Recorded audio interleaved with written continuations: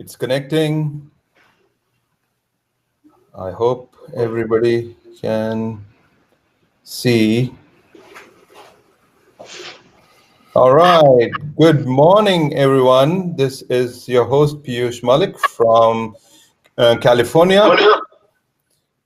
This is going to be our first time that we are doing a live streaming on YouTube and Facebook Live.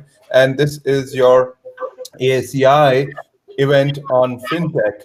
A little bit about ASEI for those who are new. ASEI is an organization of engineers and scientists of Indian origin. And we are very proud of the legacy and achievement that this organization has had. Established in Michigan in 1983, over the last several years, ASEI has transformed from a local grassroots organization into a national multi-tier organization across the West. And this is attributed to the various chapters they have: Michigan, Washington, D.C., Southern California, San Diego, Seattle, and Silicon Valley are the main chapters here, and they have attracted hundreds of members into its fold. Now, we have held over 30 national conventions in its existence. These are annual conventions to promote technology and exchange of knowledge. We have instituted scholarships for high school students and college students and awarded accolades and financial rewards to hundreds of students nationwide. We have partnered with corporations to recognize and award their employees through the Corporate Excellence Recognition Program. And we pride ourselves in providing opportunities for internship and mentoring of young students. And that's been the motto of founding the Silicon Valley chapter 5 years back when I took helm here. I was singularly focused on STEM, and that's what we've been doing. Now, today, we are very proud to be trying out another new thing here with this conferencing feature. All your questions can be entered in the chat window here, as well as you can see there are other participants. We would also encourage you to be interactive. And as we introduce the various speakers, Laxmi, if you can share the screen, you might be able to show what we are talking about. Today's event will be heralded by 4 speakers here. Our moderator and the first speaker is Laxmi Patil. Laxmi is somebody who I have known for the last, I would say, 15 plus years. She worked with me in IBM, and today she works as a vice president of enterprise business systems at Wells Fargo Bank. She's been in leadership roles, managing, designing, analyzing, including financial health suite of applications for Wells Fargo. She's passionate about technology, and she also promotes diversity and inclusion. And she's been on our ASEI Silicon Valley board. So anyone out there, I am asking to get involved and be leaders on our board. So before we go ahead with the agenda, I just want to make sure all of you will have an opportunity to ask questions. And if the questions are good, we may even bring you on stage. So please smile on the camera when I bring you on. So with that, Laxmi, take it away. Sure. Thanks, Piyush. A very good morning to everyone on the call, and good afternoon to many who are on the East Coast today. We are starting with the big news that is out earlier today. So let me go ahead and introduce the other speakers as well who are joining us. Paddy Ramanathan, Managing Director, iValley Innovation, and Rakesh Nambiar, CTO, Digital Banking, East West Bank, and Sunil Singh, CRO. So we'll get started and we'll have more detailed introduction of the speakers later today. And before we start, I really want to thank all the speakers to be able to make their time to this event, and also appreciate all the efforts that Piyush has put in to get this going. Piyush is always an enthusiastic person when it comes to anything that relates to such events or whatnot. So moving on. So let's get started with some fun trivia. So let's see. We can see how many people can have more interactive answers here. So the first one is largest movie house owns no cinemas. Any guesses? Should be pretty straightforward, especially with the pandemic going on. This is the most used one. So Laxmi, the audience has to type on chat the answers? Yes, yeah, because they're all muted, so we can't hear them. So please go ahead and type on the chat.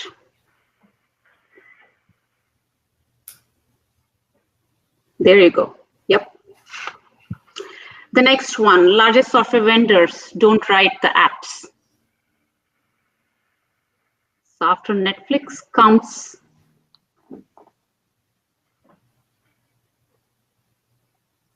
no guesses?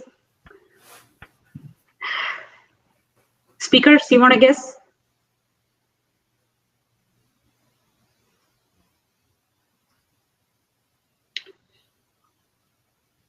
Well, that's a pretty easy one, Apple and Google. World's largest taxi company owns no taxis. So I think this is also very straightforward, which is Uber. And then largest accommodation provider owns no real estate, which is Airbnb. Popular media company owns no content. Of course, it's Facebook. By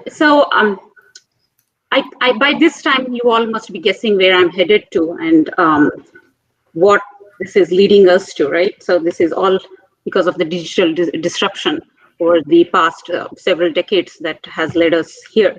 And having said that, financial services is not left behind in any way. So this is the overall fintech journey in last couple of decades that we have seen.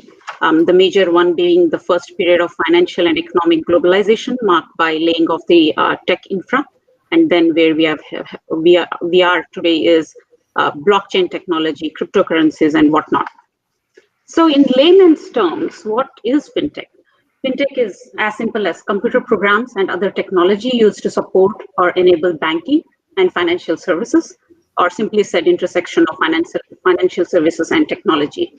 And with the entire era of social distancing going on, it's only visible that fintech is going to take more and more traction in the next coming years.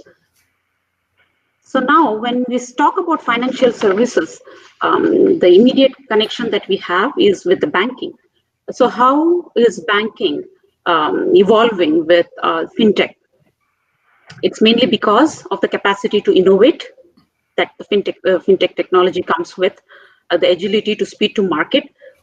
There's nothing that is faster than technology, how banks penetrate to the market today. And it is pretty scalable, wherein they're able to accommodate millions and millions of customers, serving them 24/7, and with very flexible technology, wherein deployments happen every now and then, and banking is moving towards more and more agile, as pretty much all of us know.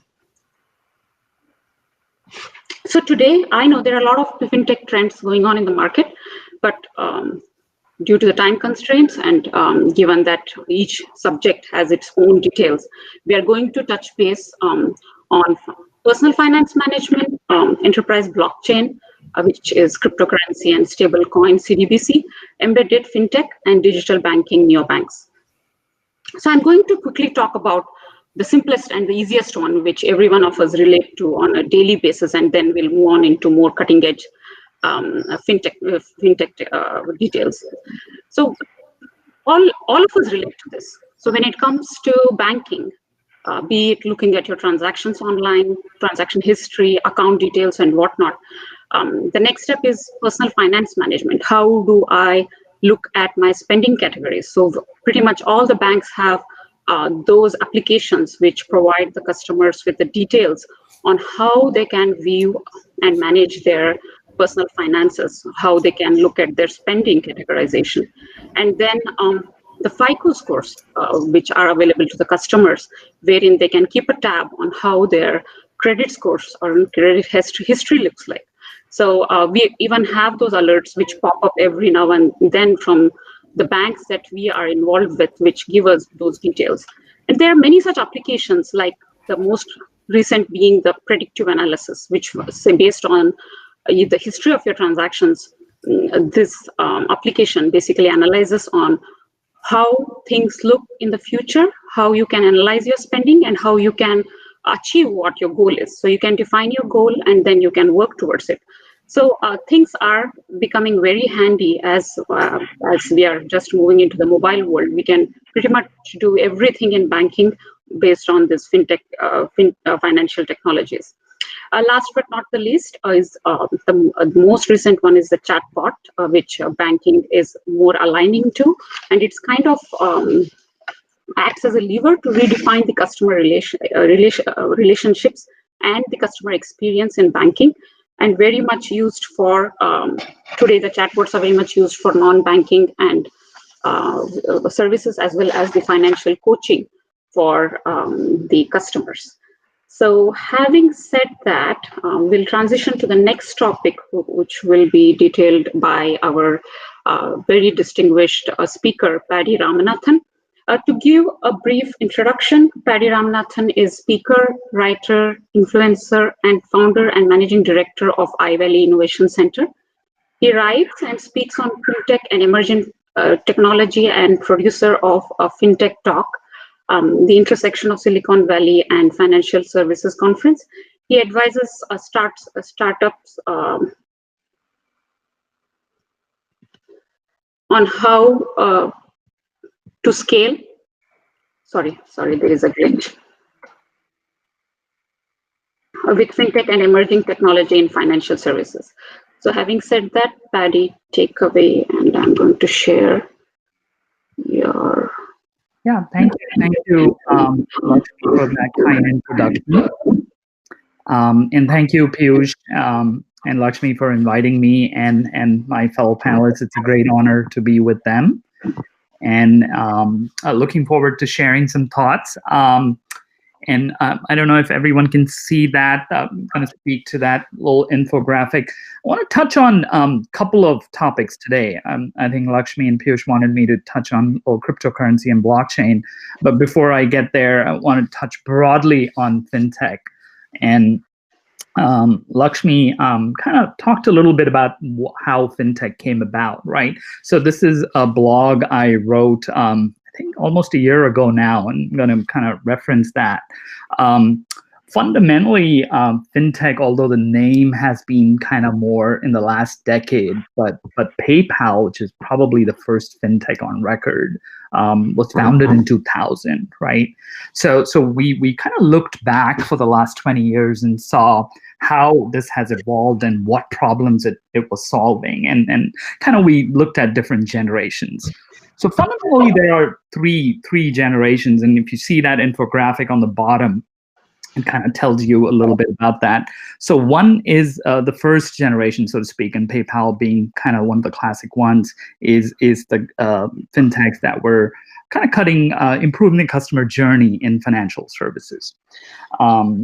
So banks were traditionally dominant, and there was digital banking and online banking that was happening, but there was still a lot of friction, right? Imagine getting a mortgage loan. There was a lot of paper processes, a small business, for example, right?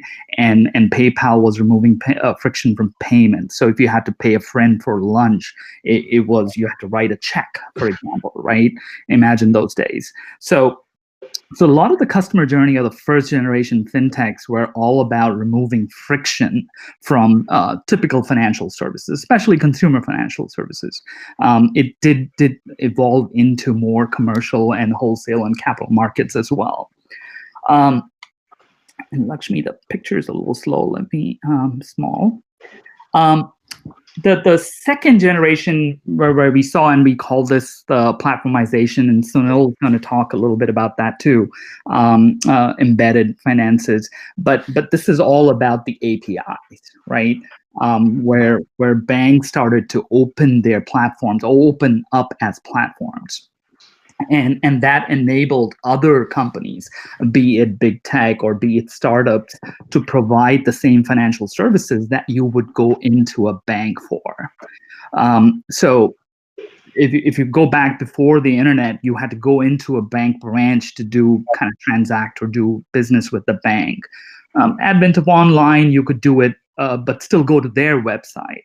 But with this platformization, it kind of became more like an Amazon type business model, right? Where banks were platforms, and you could do the same thing that you would do on a bank's website on maybe some other startup, or even like on a big tech, like a social media site like Facebook and so on. So that we kind of see as the second kind of generation. There were a lot of players that took off. A couple of notable examples in that is obviously the data aggregators. So you must have heard about the big Plaid data aggregator that was acquired by Visa for, I think, 2.3 or multiple $1 billion this year, and followed by another competitor of Plaid called Finicity, a Salt Lake City, Utah-based company that was acquired by MasterCard. What they were is fundamentally they were kind of aggregating information from banks and providing them as APIs to fintechs, right? So you've seen a lot of, or you've heard a lot of fintechs that grew over the last 20 years, but these kind of backbone, the aggregators were one of the enablers that made that happen. So a non-bank startup, if it had to provide an account information or pull account information from a bank, they would go through this plumbing, right? The Plaid, the aggregator plumbing, and that really was an enabler for the fintech movement. Last but not least, right, the Bitcoin white paper, for those who track the blockchain distributed ledger, that was, I think, came out in 2008, right? And Bitcoin came out, I think, in 2009. It was very, if you had bought Bitcoin then, you'd be on a very happy camp. But the foundational underpinning of Bitcoin, which is blockchain, right? It fundamentally enables or a technology that enables a trustless network or a decentralized network. So you don't need a third party or a trusted third party to intermediate between players in a network. And why I bring that up, that is fundamental in financial services. If you think about it, financial services in consumer, they take deposits and lend, right? They are the middlemen. And similarly in capital markets or investment banking, they go in between investors and people who need capital, right? And then there's a lot of settlement and clearing, and there's a lot of trust that goes into the process. Blockchain or distributed ledgers fundamentally allow you to kind of do the same things, but without a middleman. So that obviously has resulted in what we like to refer to as digital assets and digital securities, right? Or the whole decentralized and distributed ledger space. And talk a little bit more about that in a short while. But that's kind of the third biggest trend that we see. And each of them have been evolving. As you see on the top of this graph, you can see some of the companies that have made notable contributions in fintech, and they're still big players. Some examples on the customer journey that I wanted to also mention besides PayPal, right?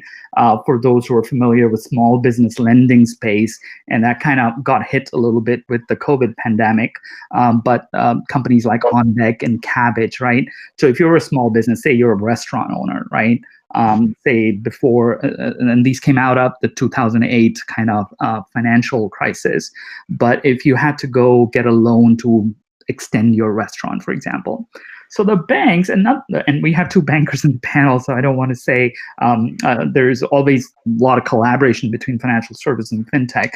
But what these small business fintechs did is, or like the restaurant example, if you had to go get a loan, You had to go to the bank, show them your business plan, show them your financials, like your balance sheet, your cash flow, and say if you had multiple accounts, right? Not with the bank you were asking the loan for, you had to bring those statements and that kind of stuff, right? And not maybe you don't have experience getting a small business loan, but it was very onerous, right? Very similar to getting a mortgage.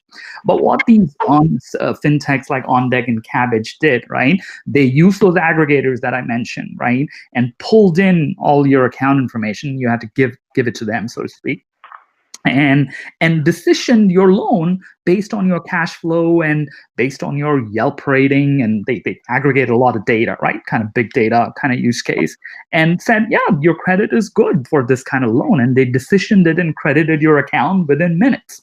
So that's kind of what the fintech has brought to the equation, right? That's a very good example. We experience more the Apple Pay and the payment and the PayPal paying your friend kind of examples, but even on the credit side, that was kind of the power that the fintechs brought in, right? They removed the friction, they made it easy. The customer journey was good. So the restaurateur who wanted to get a loan would be even willing to pay a little extra interest because he didn't have to go. His time is valuable, right? So that's kind of some of the examples. I left out the global. The global is a good point to make. So fintech obviously started in the US, but now it's a global movement, right? Some of the big unicorns or billion-dollar valuation fintechs are in Asia. Some of them are in India, right? Paytm. There's like a recent 2020 fundraise of an insurance fintech in India, which is unicorn. If you look at WhatsApp, so big tech, right? Apple, Google, Facebook, they all play in fintech as well.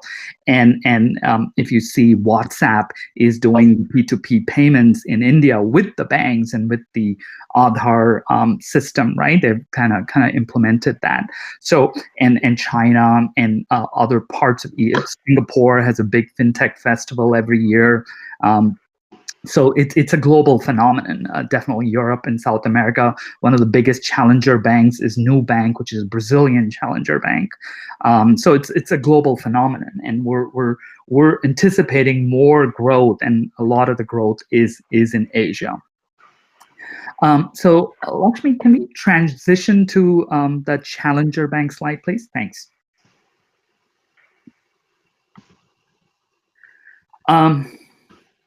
So if you kind of, and one of our fellow panelists, Nathan, he's going to talk a little bit about that. So I'm going to just touch on it at a very high level. Like the customer journey metaphor that I kind of talked about, right? Removing friction. So fast forward like 20 years now. The question is, do you need a branch to go do banking? Do you need a website to go do banking? Can you just do everything on a mobile phone, right? And that's kind of the whole challenger bank movement. And incumbents are doing that, like the banks are also releasing branded challenger bank or just mobile bank application where everything you do, you don't need to kind of go into a branch or go call in even for certain things. You can open an account, you can transact, you can pay, you can get other products and so on and so forth. And there are different flavors, and I want to touch on it briefly, right? So there's definitely the established challenge banks. You've probably heard of Chime, which just closed around for like 14 billion recently. Varo and Nubank, like in Brazil, it's a global movement.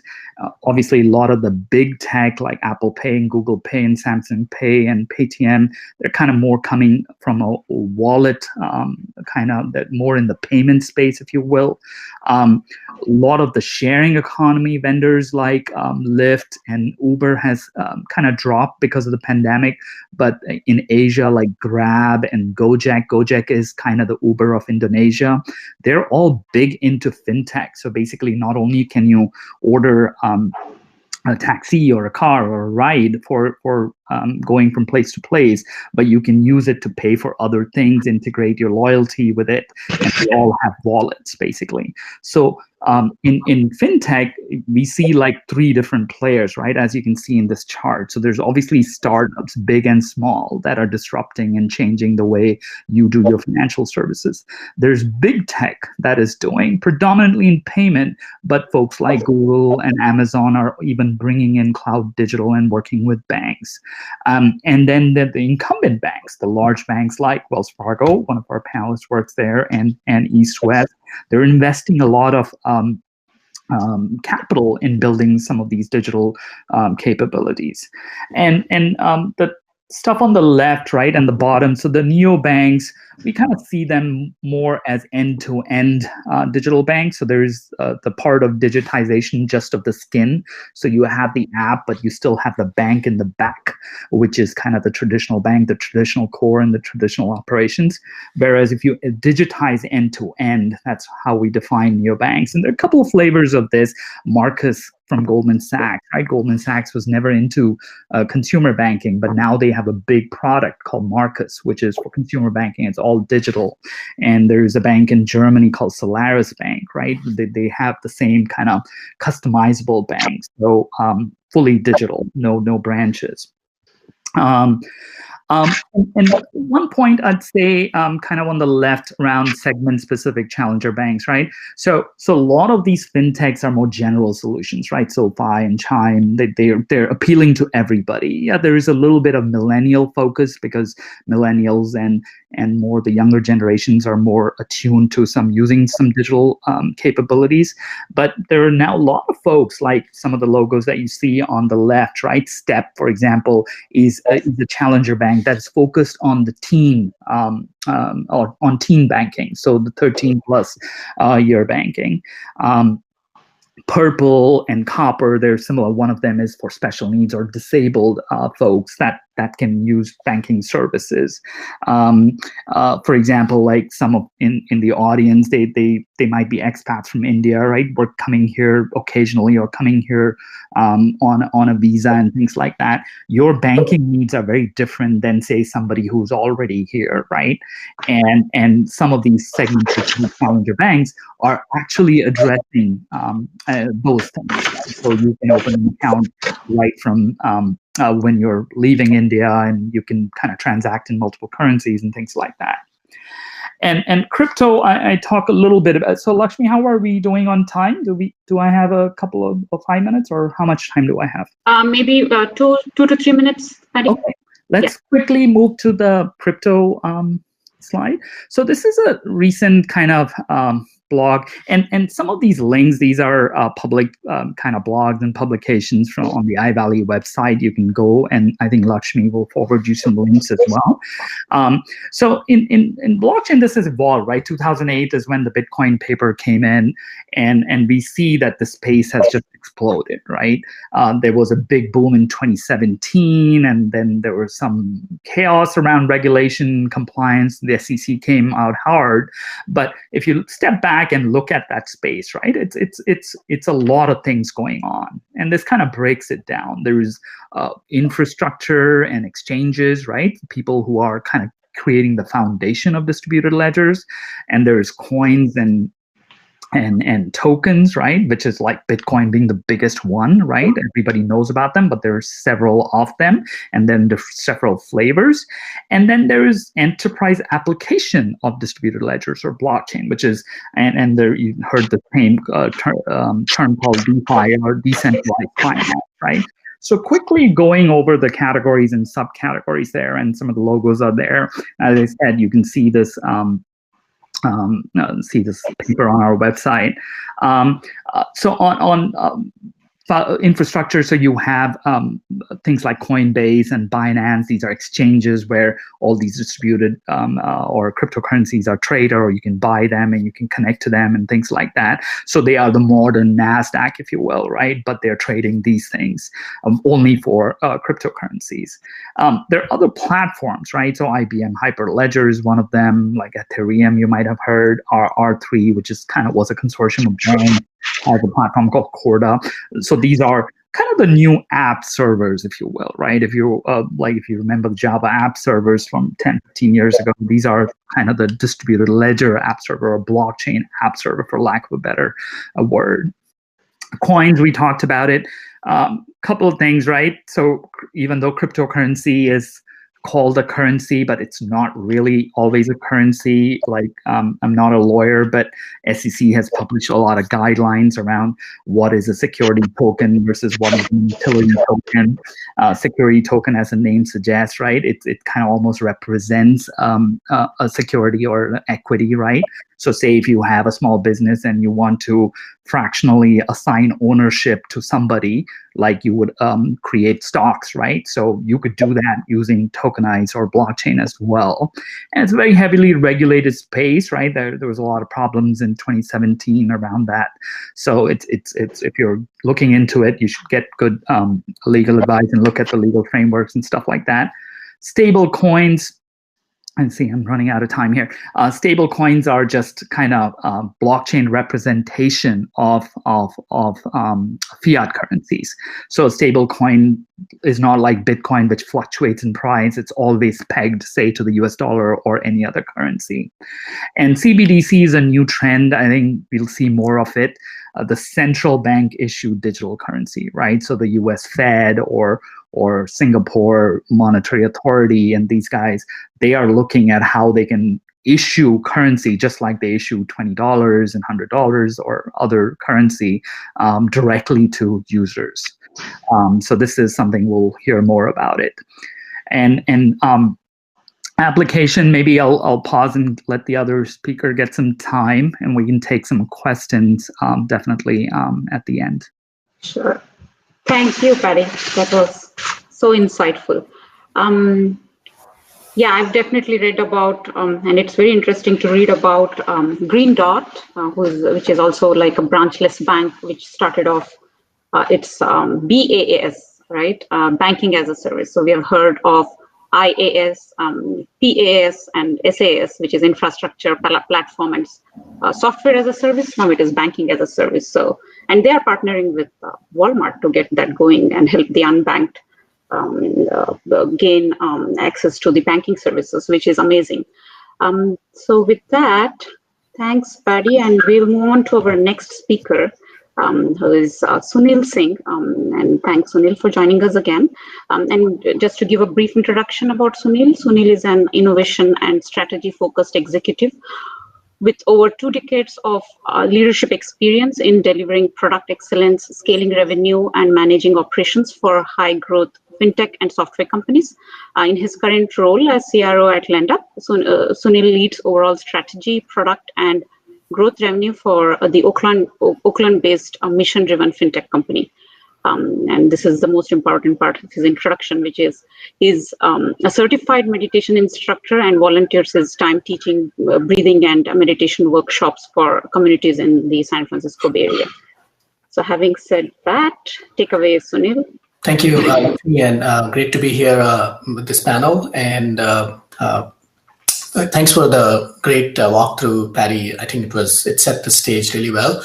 I'm kind of sort of piggyback on what Paddy shared and try to give a more sort of a meta macro view of what has happened. I think Paddy talked about sort of the earlier fintechs. I think we can think of companies like PayPal, and the way these companies were created. The first generation of fintechs were essentially focused on a very narrow problem. So I think PayPal, how do you get money movement for these small sort of entities who are trying to sell stuff on eBay and things like that? That was one of the early use cases.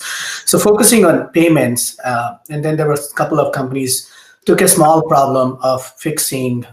If you go back to the previous slide, just Laxmi, a specific part of the financial services, maybe some people were building a part of the front-end experience and content and things like that. And there were a couple of companies like doing infrastructure. Yardley was one of the ones which allowed people to get bank data to other companies, sort of becoming the middleware for interoperable data across many different banks. That was very hard to sort of navigate through back in the day. So that was sort of the first generation of companies that came about. And they quickly grew and built a pretty reasonable sized business. whether it's in the banking side, whether it's in the payments or infrastructure. And they realized that in order to continue to sort of scale and go beyond where they started, they need to rebundle. So what it means is that when you start with, let's say you are just offering personal loans, let's take Lending Club or Prosper and one of these guys, or even Robinhood, they all start with a very specific problem. Robinhood sort of democratizing the investment, the wealth management investment part of the equation, whereas Lending Club making personal loans available. Then there are companies like Cabbage on the SMB side. They all recognize that in order to provide full suite of service where they can become the de facto provider, they need to add other layers. So the rebundling essentially becomes where they start building the full stack of what we call the banking and financial services. And we'll look into the slides a little bit later. And then infrastructure-wise, there are companies which may have started with one area. So let's take Stripe as an example. Stripe started with APIs for acquiring the merchant payment side of the equation.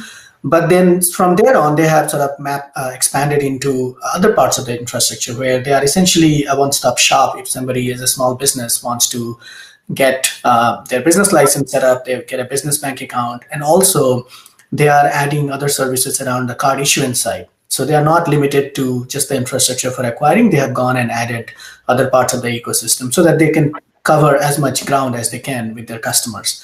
And from there on, I think, which is sort of the intersection of rebundling and some infrastructure companies enabling, we have what we call the embedded fintechs, which are essentially at the intersection of payment, commerce, and banking, all coming together to unlock tremendous amount of value in the market for both end user, consumers, businesses, for commercial payments, and even for global sort of commerce to facilitate through the embedded fintechs, right? And essentially, it's enabled by the infrastructure companies, which have made it easier to offer financial services for anybody. And we'll look at some examples. So let's keep going to the next slide. This is again an example of what unbundling looked like. So if you look at, this is essentially what somebody has done, and it's CV Insights. It's a little blurry, but Wells Fargo, if you look at their dashboard, the main website, they have all kinds of services. They have mortgage, they have wealth management, they have banking account. And essentially for each one of them, you see a bunch of companies that have come up over the years. So in the lending side, you have Elevate and Opportune and Self-Lender and all kinds of companies which help with building credit and sort of speaking to the subprime market. On the wealth management, you have a whole series of companies that have they are supporting part of the solution that a typical bank has offered. So this is sort of the concept of unbundling, that startups essentially took a problem and then did a really good job. Cabbage, On Deck, Can Capital, they all focused on the business lending, right? So if you see in here on the left side, and this is a view which shows that how the unbundling process worked, where all of these were generally quite successful startups in their own ways. SoFi, student loan refinance, some of you may have seen that. Lending Club we talked about. So this is sort of the first stage. And then if you go to the next one, the next slide, as they started and taking some of these companies in the back. So if you look at from the previous one, Cash App, which is part of Square, they started with peer-to-peer payments, but now they have sort of expanded into crypto investing. They have a debit card, they have direct deposit. So essentially it has become like a full banking application, not just a peer-to-peer app like a Venmo or something, right? They are also testing personal loans. That is the dotted line you see at the bottom. Chime, I think Paddy talked about, they started with just a pure debit card, but now they have savings. They are also working on a credit card product. It's in beta. It hasn't been launched fully. Robinhood, we talked about equity investing, but they also are working on other products, which typically is offered by the banks. And you kind of go through this theme where most of these companies, the successful ones, start with one area and then they look to expand. Because in order to keep and retain the customers, they ought to be able to lock these customers with a full service capabilities for their entire life journey. So somebody might come in as a student loan as a SoFi customer, but those customers essentially need to buy a home. And if SoFi can support that, then these customers are there for life, right? So that's the whole concept of rebundling. And this is where more value is unlocked by these up and coming startups, which have grown to a certain scale and have the technology and the funding to continue to scale their roadmap. From there, we go to some example of what is an embedded fintech. I think we talked about Amazon as an example. Amazon's business is obviously something else, but most people don't know that Amazon has a pretty large portfolio of what I call SMB lending business that they have behind the scenes, where they essentially provide to some of their merchants loans. They have a credit card product, which is white label. They have, which you might see on the Amazon checkout experience, that you get a value if you use the Amazon Prime Visa. So they are sort of capitalizing on their install base and the customers they have, and slowly layered in various financial services, which obviously increases the overall revenue per user that they have, but also makes those customers more sticky for them to stay on and create more value. Right? So this is a very primitive form of embedded fintech. And if you go to the next slide, what is behind it, right? We talked about banking as a service. So essentially, if you look at banking as a service from top down, there are various layers. The user interface, which most of us are familiar with and use it. Then you have what we call some regulatory infrastructure to support KYC, know your customer, controls around transaction monitoring, fraud checks. Then there is a data layer to be able to make decisions and underwriting and those types of things for lending, money movement, payments. And then there is the core system, the system of record and the ledger. And all of this is now available as a service. So essentially, there are companies which specialize in each of these slices that you see, and they have built pretty decent business. So in the core systems, you have companies like Camber, and on the card issuance, obviously, we have Marqeta, PayNearMe, Transcard. All of these guys have Stripe, obviously, on the payment side. So each one of these slices is supported by a bunch of companies that have built a pretty reasonable business. Some of them are now unicorns and 4 or 5 billion plus valuations. Obviously, Stripe is 40 billion valuation. The idea here is that with the advent of this API-based provider, it has become easier for non-fintechs, non-financial services companies to bring this solution together and bundle it up into whatever service they want to provide. The above example shows that Apple is not a financial services company, but they have the Apple Pay card solution, which is powered by First Data on the back end on the acquiring side, but there are a lot of players behind the scene powering their Apple. The card is issued by Goldman, but there are technology runs on a couple of technology providers who have enabled APIs. The Apple Cash product, the Apple Pay has a cash product, which is powered by Green Dot on the back end. So the whole idea is that these companies, these enablers have made it easy for anybody to embed financial services, fintech, in their core business, which could be completely different, which could be selling clothes, or it could be a website. We'll talk about Shopify. So let's go to the next one, just in the interest of time. So the real deal here is that how big of embedded fintech is going to have an impact on overall economy and overall sort of the next level of innovation. If you look at each one of those sort of groundbreaking innovation that came about, from internet, we moved to cloud, which created a whole range of SaaS-based company, to mobile, which created an infrastructure for types of companies that we are seeing now. And each sort of wave created a tremendous amount of unlocking of value for innovation, and companies were created, and productivity increases and sort of flowing into the GDP.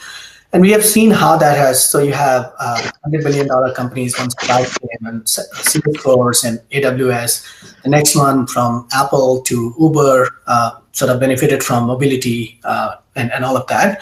And then in the financial services side, we have had over the last 10 years, mostly in the 2010 and for the few years from there on, companies like Lending Club and Cabbage, OnDeck, we are talking about SoFi, Robinhood, all of them came together, right? So there are two things going on here. One is software as a service plus fintech business model is a pretty powerful driver, which can increase the revenue of users 2 to 5x. So if you are a pure play SaaS company, let's take example of Shopify, which is started out as a sort of a software layer for anybody, small merchants, to be able to open up an e-commerce site, right? That was their business. They were charging on a monthly subscription.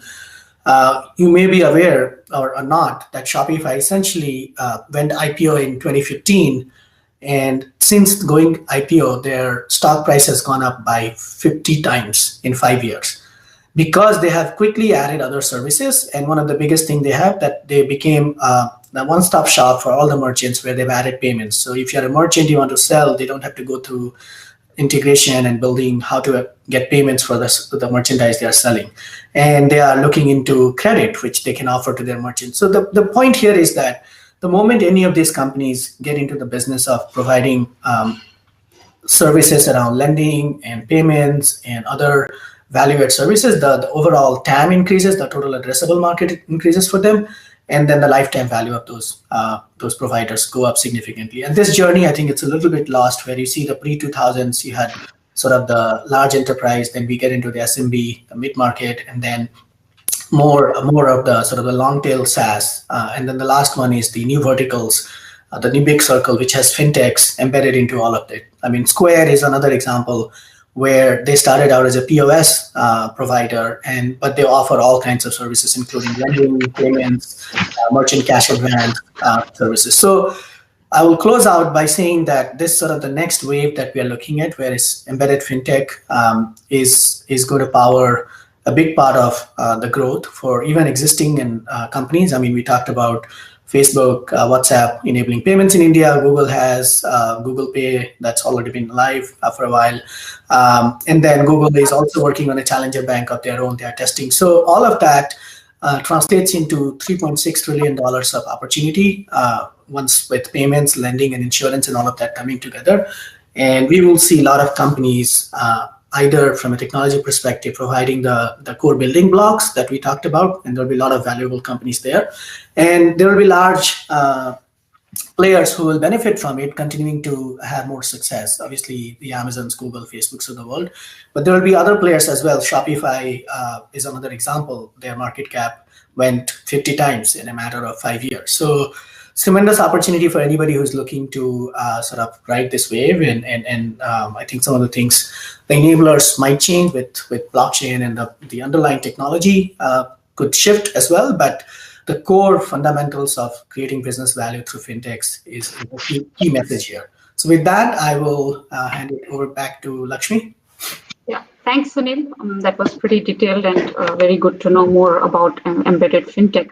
And as we all know, in digital era, convenience wins. And instead of dealing with separate banking providers, customers can get access to tailored banking services that are seamlessly embedded in their customer journey. Yeah, great. Thanks, Sunil. And moving on to our last but not least speaker, here is Rakesh Nambiar. Rakesh Nambiar is the Chief Technology Officer of Digital Bank at East West Bank.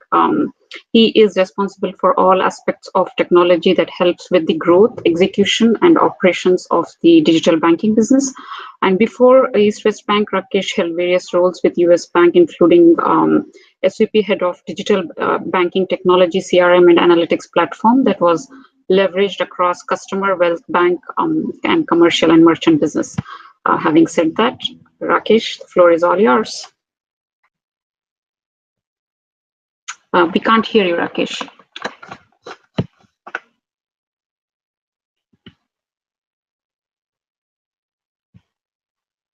Can we hear Rakesh?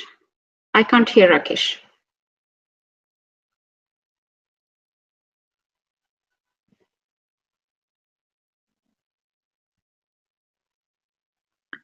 Yeah, we can hear Rakesh. Yeah, Rakesh, we can't hear you. Okay, but you can hear me, right?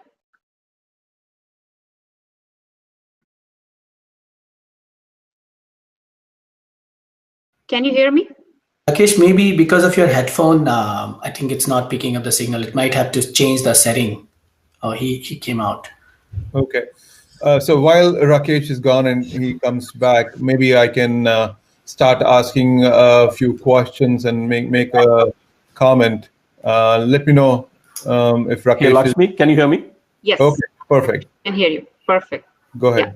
All right. Sorry about that. Oh, no worries. Go ahead, Rakesh. Change of headphones. All right. Thank you very much for having me here.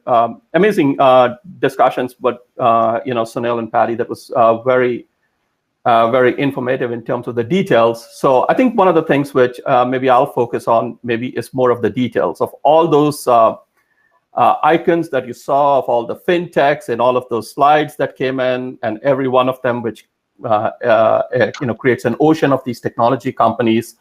I happen to have the pleasure of having built one ground up. So when we started off Velo, that was the whole discussion. A lot of these interesting ideas that Sunil and Paddy were talking about, and prior to that were Laxmi was mentioning was the area that we are going on. The first and foremost, let me do this by doing a separation between digital transformation that happens in every large bank, any brick and mortar bank, and what neobanks would mean to me. And I come at these experiences because how a neobank tends to work towards the target segment almost always tends to be the reason why some of them are very successful and some not, and obviously on the other side of it.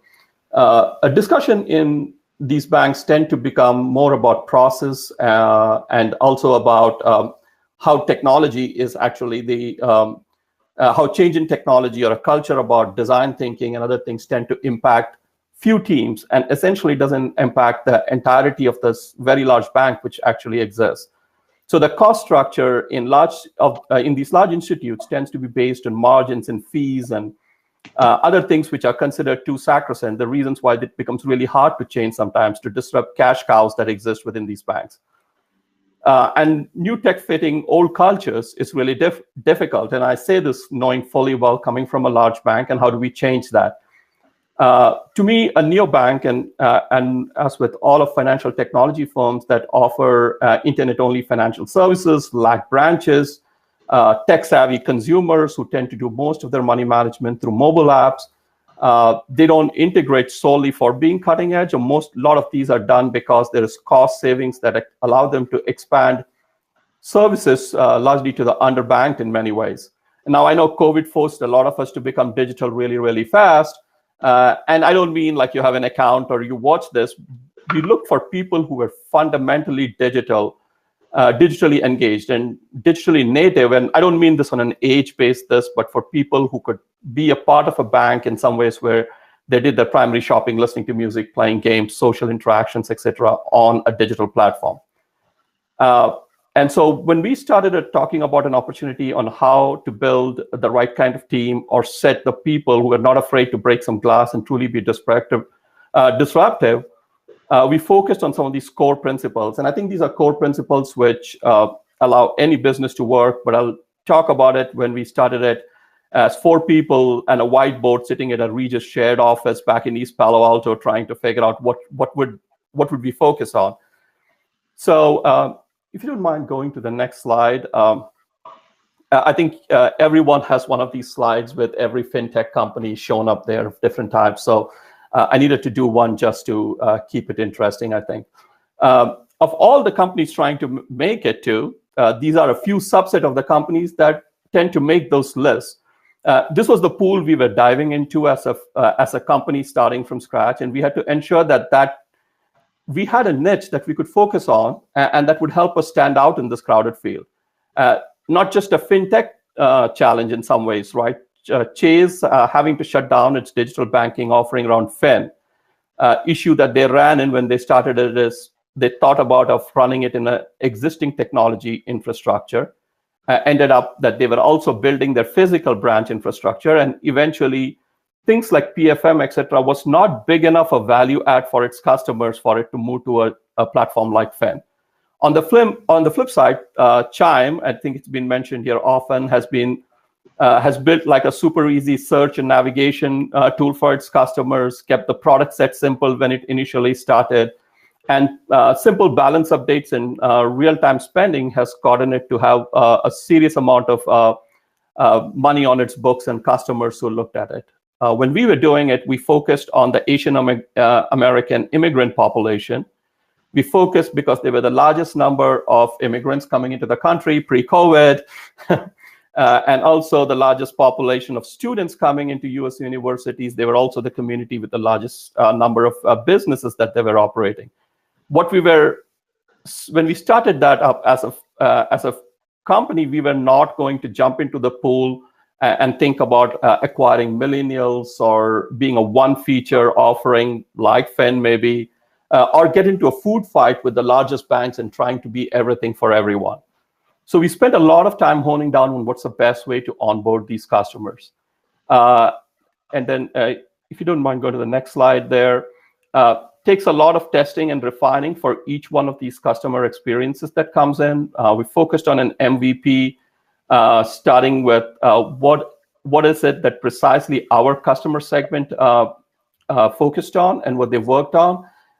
This was possible in many ways pre-COVID, where you could sit with customers and kind of do it, but it was a sort of a real-life testing, which was critical in identifying customers as actual value that we provided to them as to what, as opposed to what people would come back and tell us.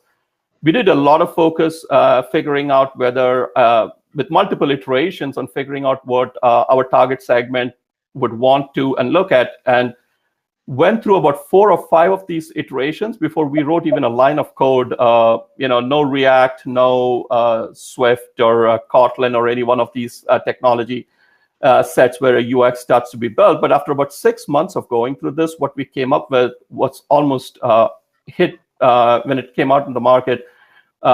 It instantly was a success with the target segment. And the reason I bring this is, as we get to the next slide, I will talk a little bit about why neobanks and succeed. Traditional banks have large capexes. They run hundreds of millions of dollars to get to this, while their neobank counterparts tend to operate in a much more smaller environment, 30 to 40% of them, almost being generous in some ways, that they operate at numbers which are much smaller than this. And the scale is of both people and process. The structure that these organizations build, or these very large banks have tended to be built, is built around a lot of digital processes that fit into an organizational record keeping, compliance, and other areas. And when it comes to neobanks, the idea is that you have to scale small teams of highly effective people in environments where you can start to push some of these technologies to run the scale for you. Obviously, when we built it in a 100% cloud-based environment. We had the basic advantages of the elasticity of the cloud and the security controls that we established there. And we rolled the entire platform out with 0 infrastructure people, no walking around our offices, no in-house services. We ran millions of transactions with a cost that would end up paying less than a couple of employees in my previous workplace. So, and that is, I cannot even start when you take $100 million and break it down into about $300,000-$400,000, what the advantages of those scales will tend to look like. And what is the biggest advantage of doing this? We focused on areas that truly made a difference.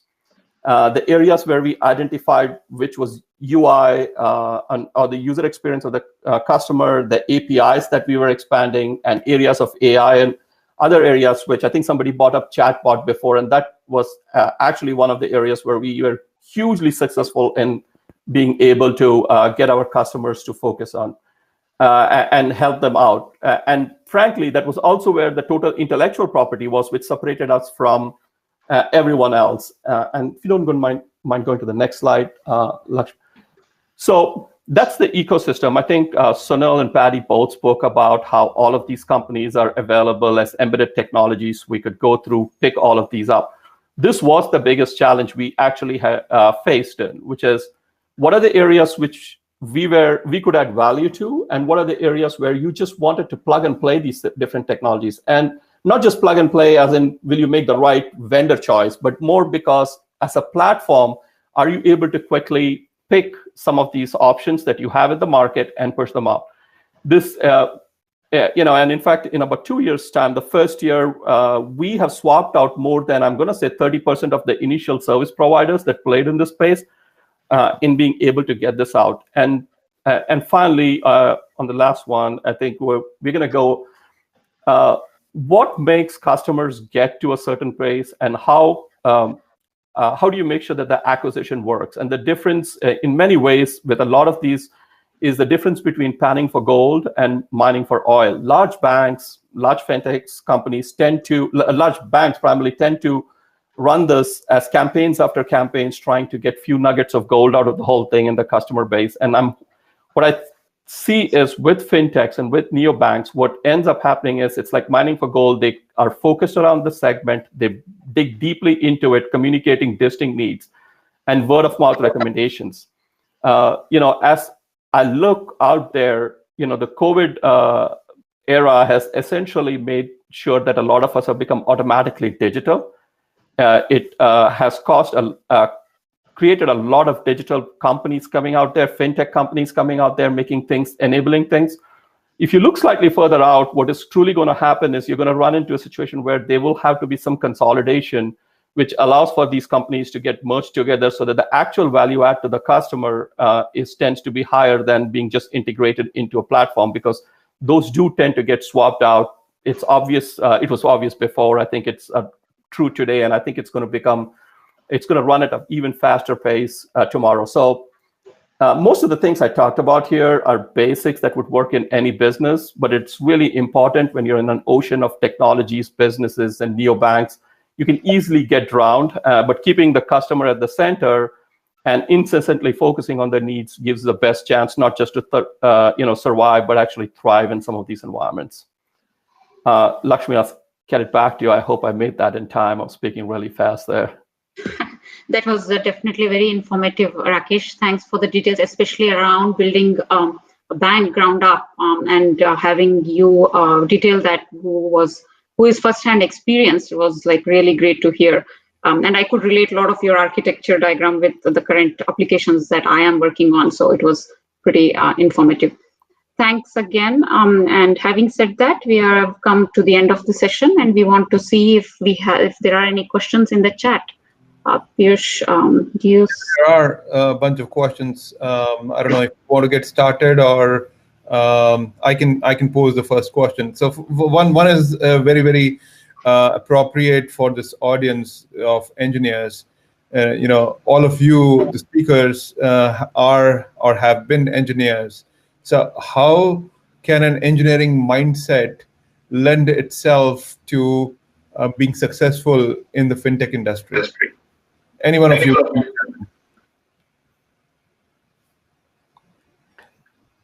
I could start off with this. Look, I think ultimately when I look at a lot of the solutions, they get driven by engineers because they understand the inherent inefficiencies that get created in a lot of these platforms over time. So what happens is there is a lot of bottom-up thinking that goes into it to say that how do you take cost out of an equation and make it faster and efficient. And I think fintechs do an amazing amount of job. I kind of alluded to some of this in the cost structures that go into a regular company versus this. These are engineering options in some ways to figure out how do you make APIs simplified, how do you take out customer friction by having the right kind of experiences come out to the top and be exposed in some ways. So I think engineers at every level, whether it is the front-end application, the API tiers, some of these toolings that go into it, are people who actually drive a lot of these changes. The idea is to focus on potentially your area of expertise in and around it and try to figure out efficiencies as opposed to getting drawn into the swamp with everyone else. Great. Now, thank you for that, Rakesh. There's a question that's coming out from Raj Mohan. Raj, do you want to come on the stage? I can invite you on the stage, and you can turn your camera on and go from there. Just let me know. Raise your hand if you are ready. Raj had a question, and I want to make sure I give him a chance. Raj Mohan, I'm bringing on to stage. You can unmute yourself and make your camera on and ask a question. And while I'm awaiting his response, I will give one more second.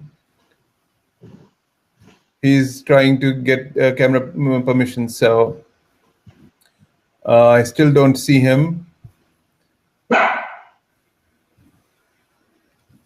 Just needs okay. Yeah. Are you there, Raj? All right. I'll go back and ask his question then. His question is, for how many more years paper checks in banking will exist?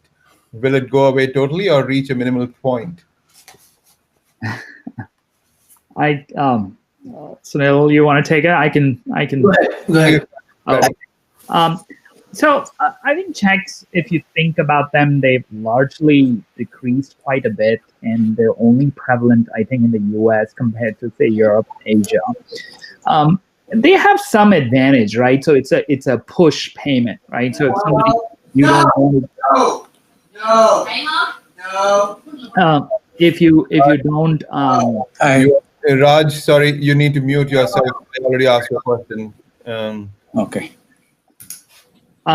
So if you want to stay anonymous, right? You don't want to exchange account numbers and stuff, right? So that's where check comes in, and also like disbursement, right? So if there's a class action suit where like a law firm has to disperse to 1 million people, right? And they have their address and names, but like collecting account numbers for 1 million people is hard. So there are some use cases where checks kind of make more sense, or still can apply, but it's largely diminished, right?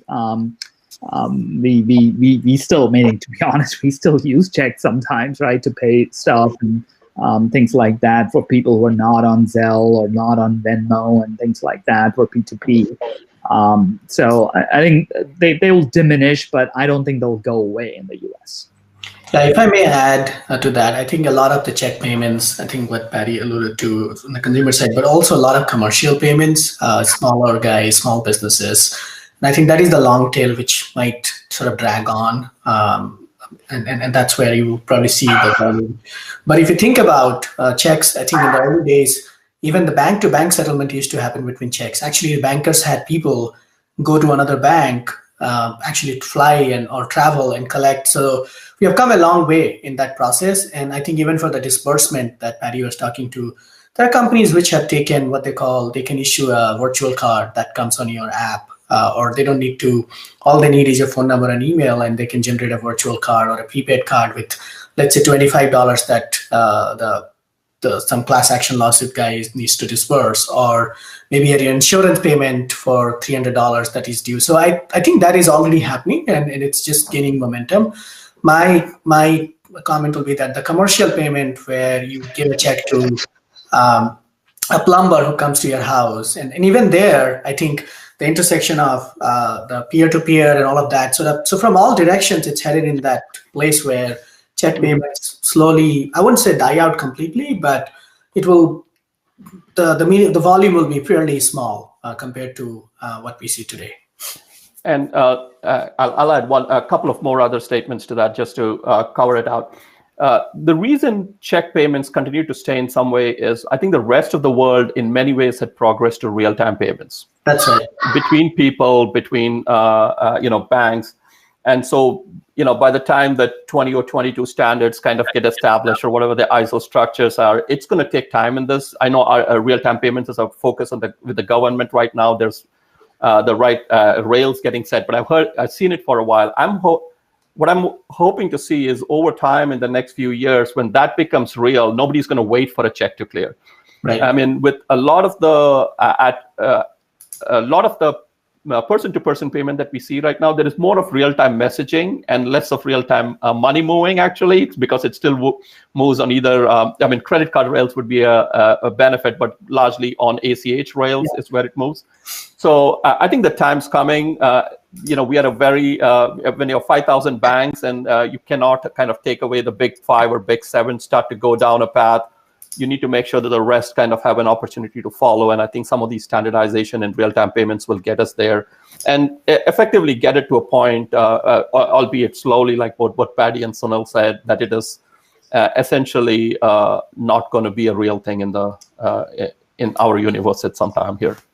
So just a provocative thought, perhaps, and this is one of my comments.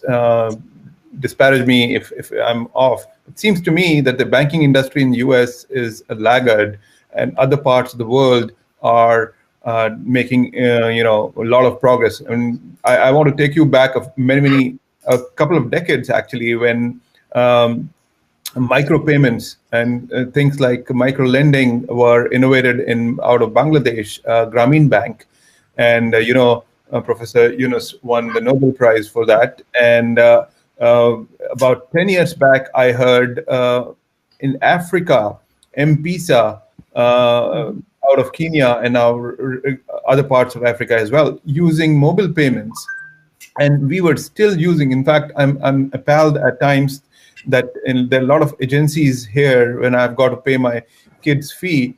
They insist on a check or a banker's check, the first payment before they can enable the automated payments. And even when we enable automated payments, they want to charge a fee of $2 per payment.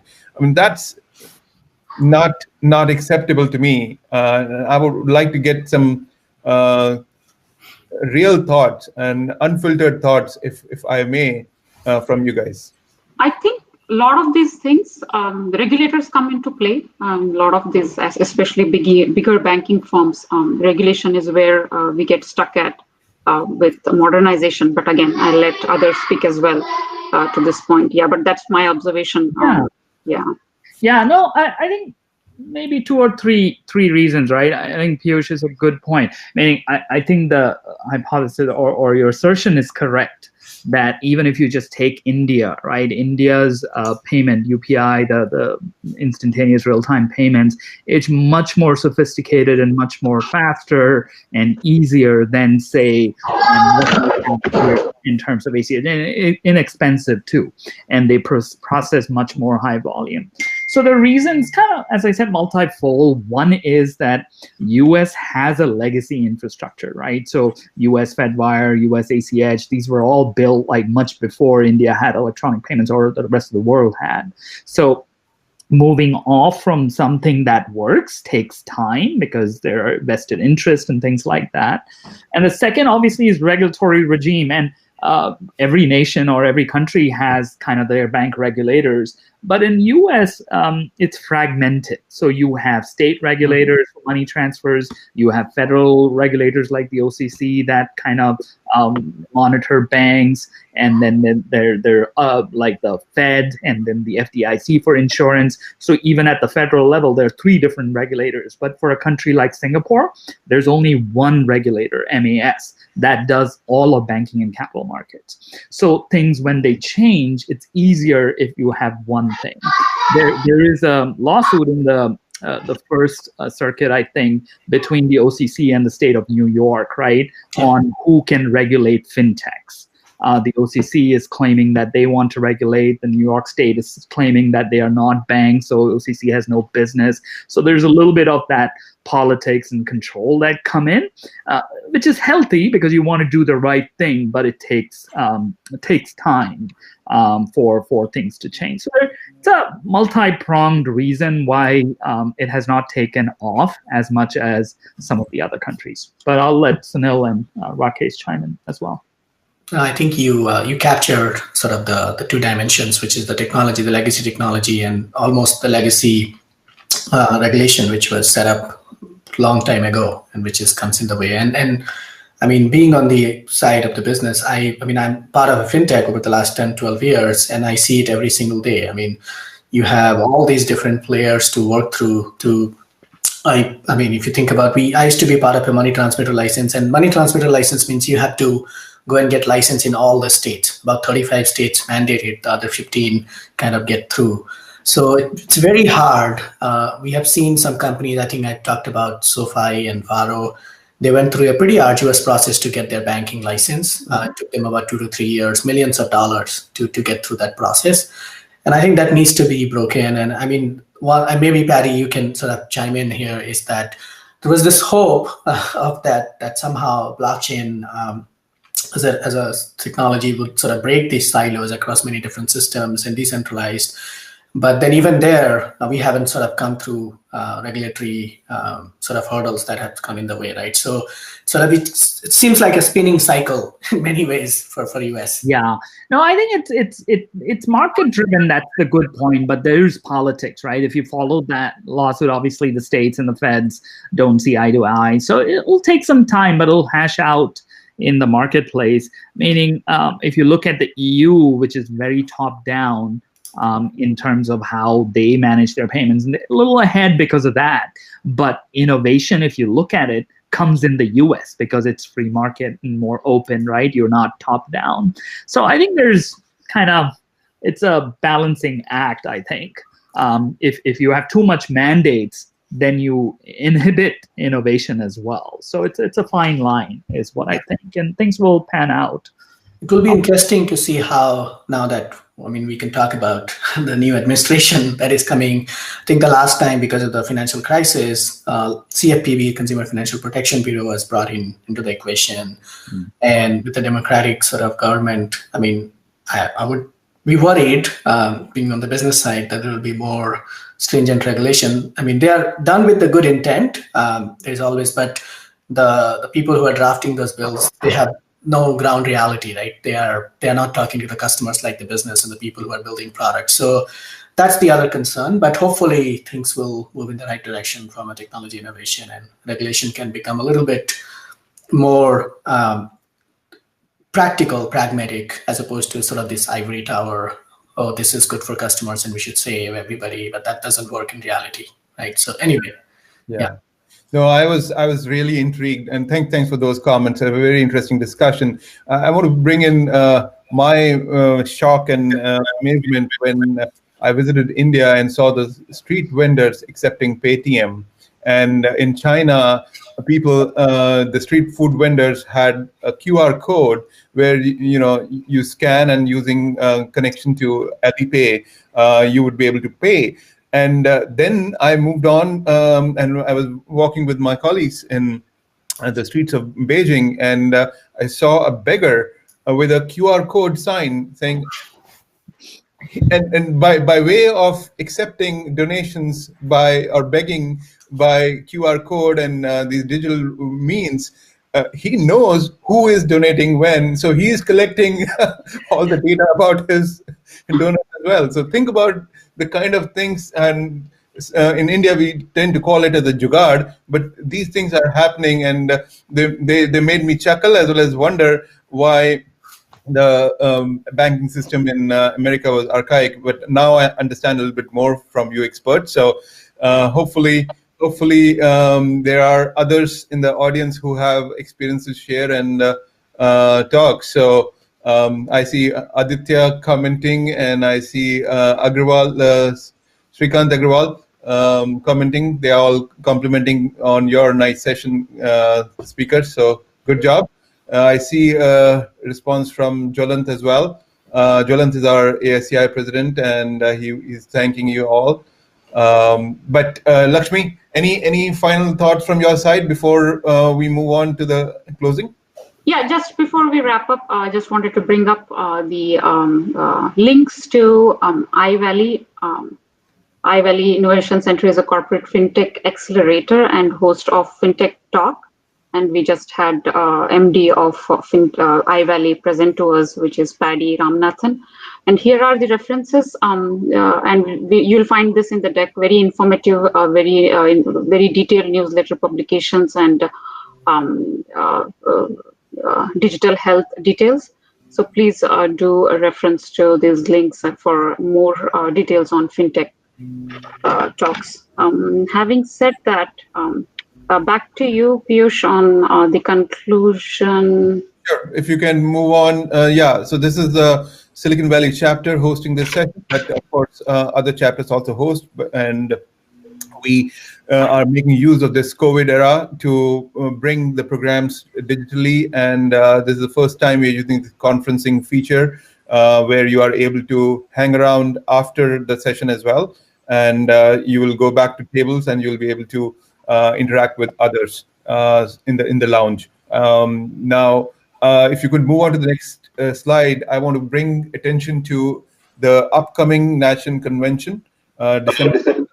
It's a celebration of engineering technologies that we will be having. There are great speakers which are being announced this weekend. You will see participation from companies of the like of Juniper Networks, Wyom, Moon Express. You'll see NASA. You'll see people from Neuro and IBM Research. We'll have topics on blockchain, quantum computing, and artificial intelligence. And of course, there'll be some career-related topics as well. So stay tuned for the notices there. And any feedback on this current session would be great as well. And okay, I see a question from Wasla. Wasla, is asking the difference between exchange rate, rupee versus dollars. Okay, you want to come on the stage and talk, Vatsala? I can bring you on. Just let me see if Vatsala wants to make a comment on the stage. Vatsala, you should be on. Okay, can you hear me? Go ahead with your question and comment. Vatsala is our president from Michigan chapter. Can you hear me? Yes. Yes. Okay. Thank you, everybody. The session was really great. Your insights are very valuable to us. So thank you for joining, for presenting and sharing your insights. I just wanted to comment, not a question, that, when the stakes are high, then you kind of take each step very carefully. So US versus any other country, it makes quite a difference. That's what I wanted to put forward. Okay. All right. Thanks. All right. Jwalant or anybody else who wants to make a comment, want to come on the stage?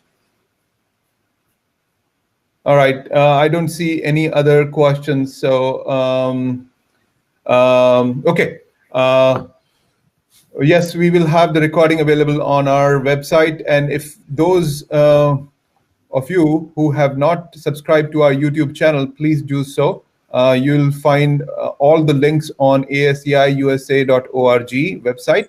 On the top right-hand side, there will be a link to our LinkedIn page. Please join that group, Facebook, as well as YouTube channel. And once again, thank you to Laxmi, Paddy, Rakesh, and Sunil for excellent presentations and this discussion today. With this, today's session is concluded. Thank you very much. And I will end this session, and we can go back to the tables where we can interact informally. Thank you all. Okay, thank you.